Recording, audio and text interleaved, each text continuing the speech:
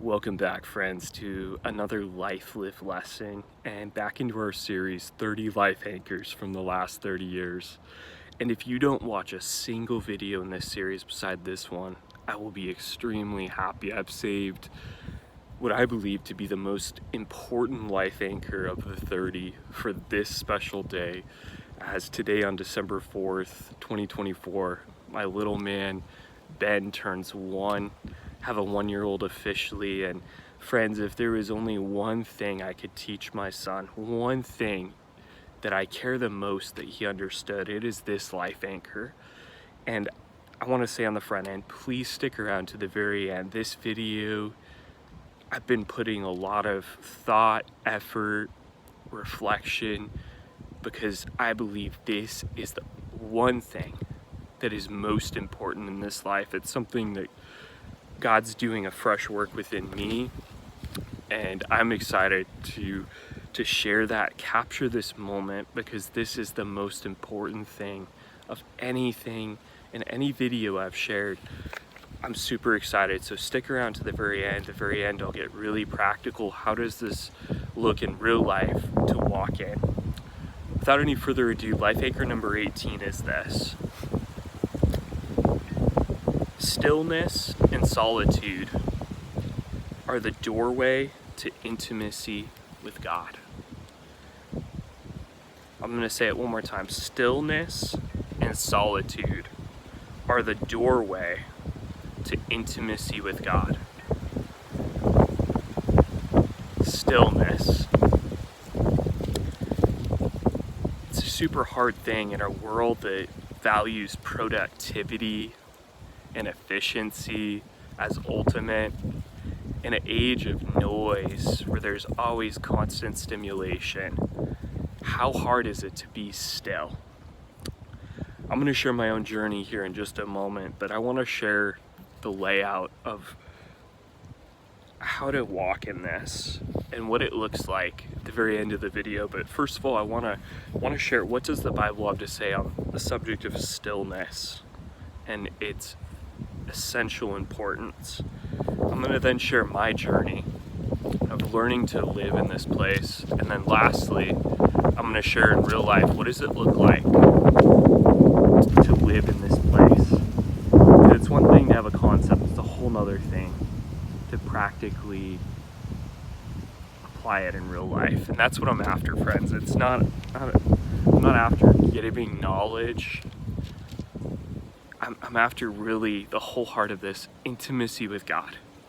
There's nothing more important in this journey of life to discover and cultivate and to develop a genuine relationship with God. This is what the psalmist says, Psalm 46:10. Be still and know that I am God. I will be exalted among the nations. I will be exalted in the earth. Be still. In other translations, he says, cease striving. There's so many things calling for our attention, so many things to strive for. But the key to intimacy with God, cease striving. Be still and know that I am God.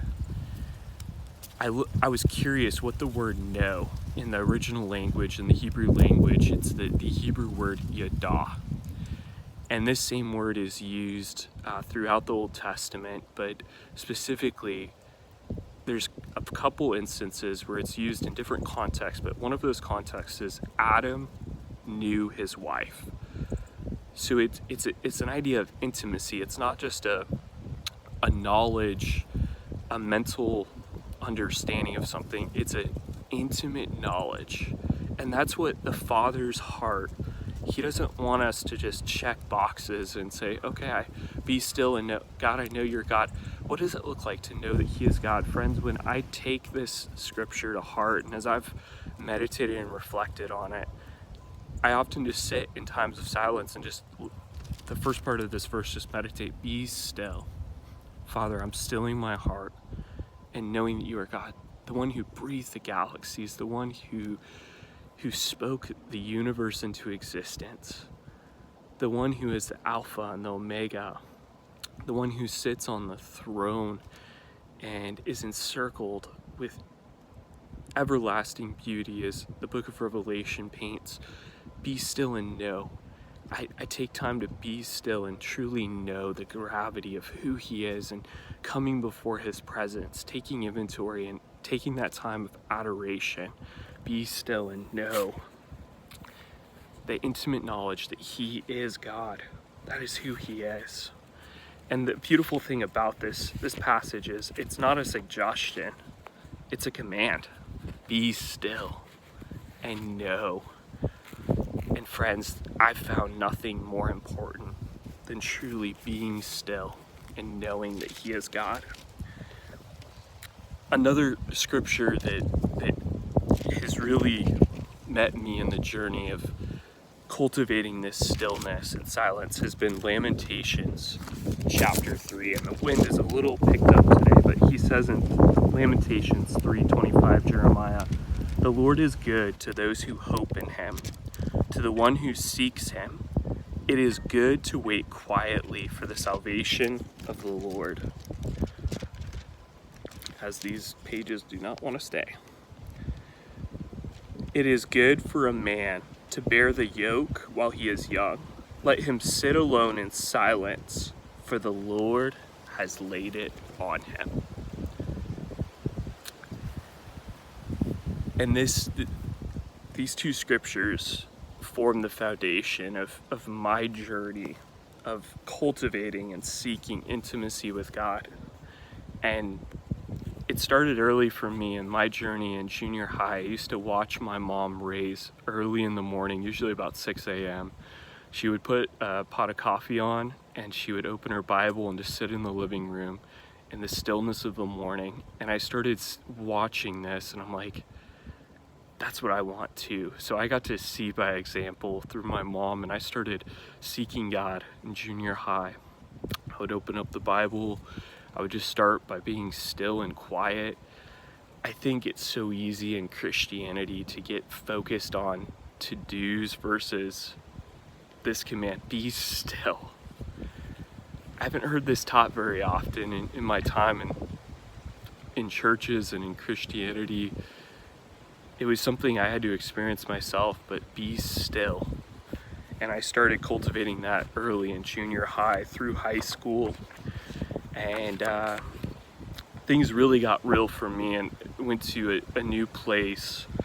My freshman year of college, I'll never forget signing up for a hour slot for 24 hours of prayer. And I was really excited, but I didn't really know, how am I gonna do this? How am I gonna pray?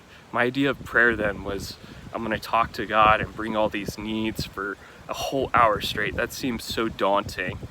But as I sat down for that hour, I went into the prayer room, which was in the basement of the dormitory.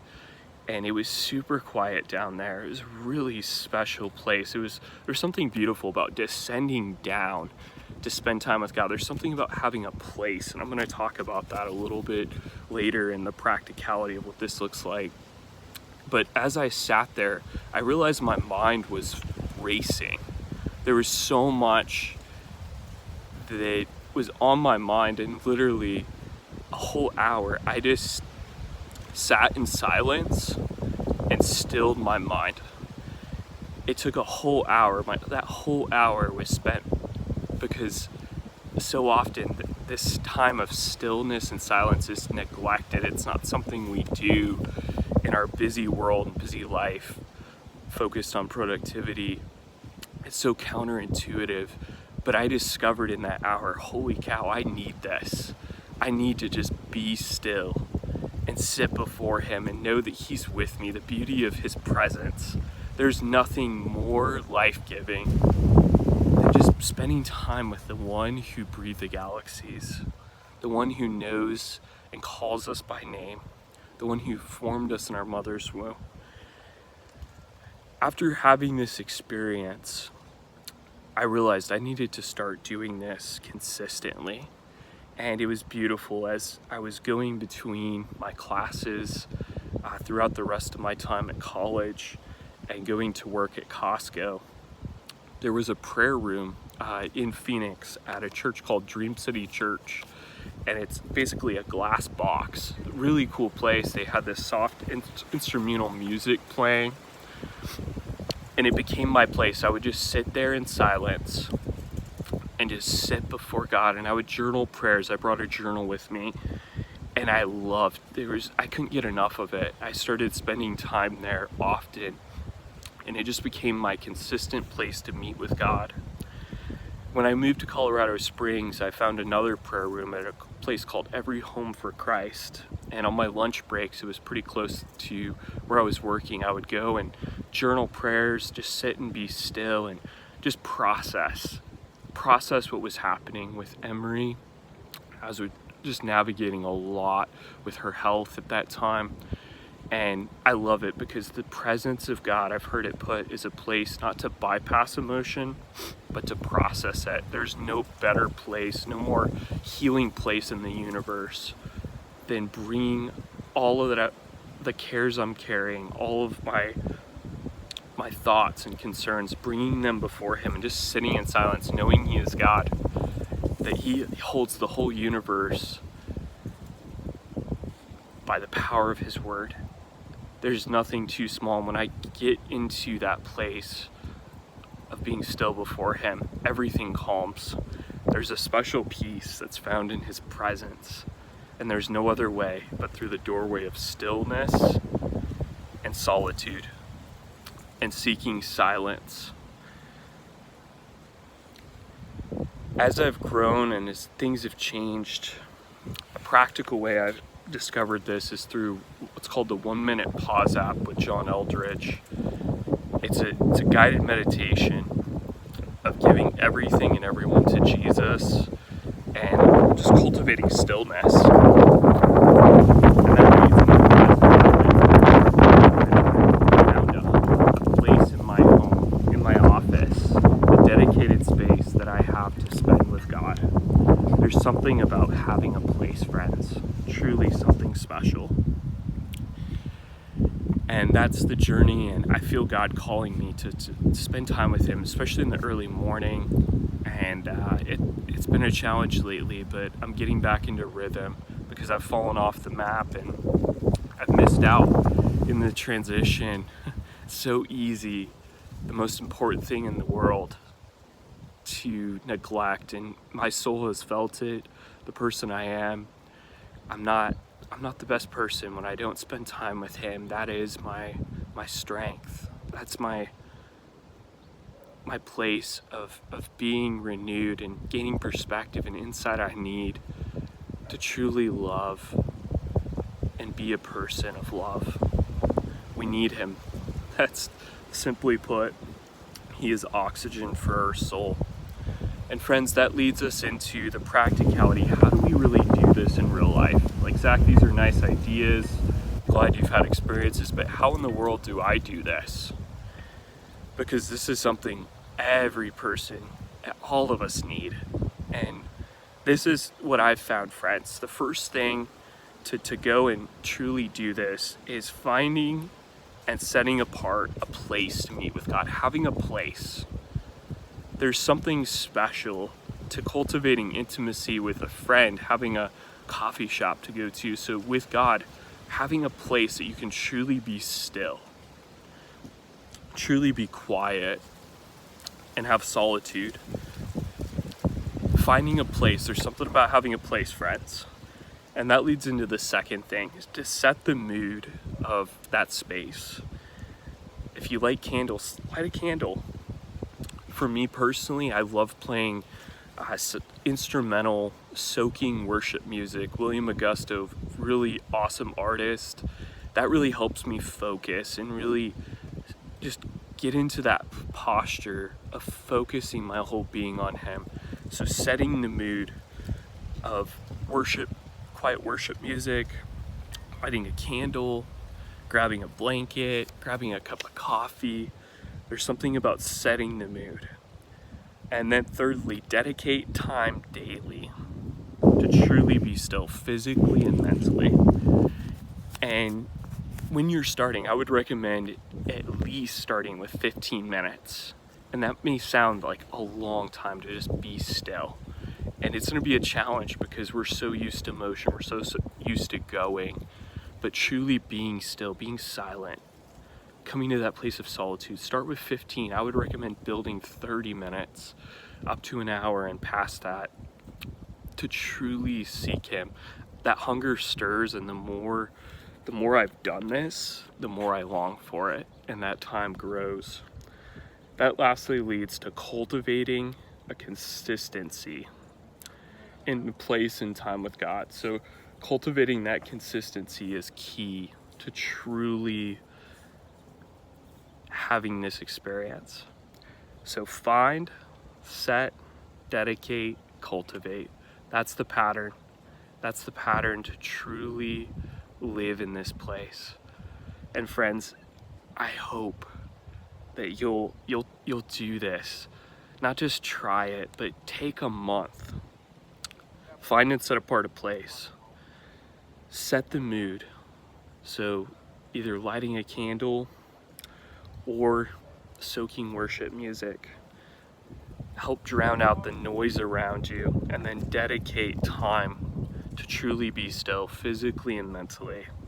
And then cultivate that, build that consistency. This is the key that often gets missed.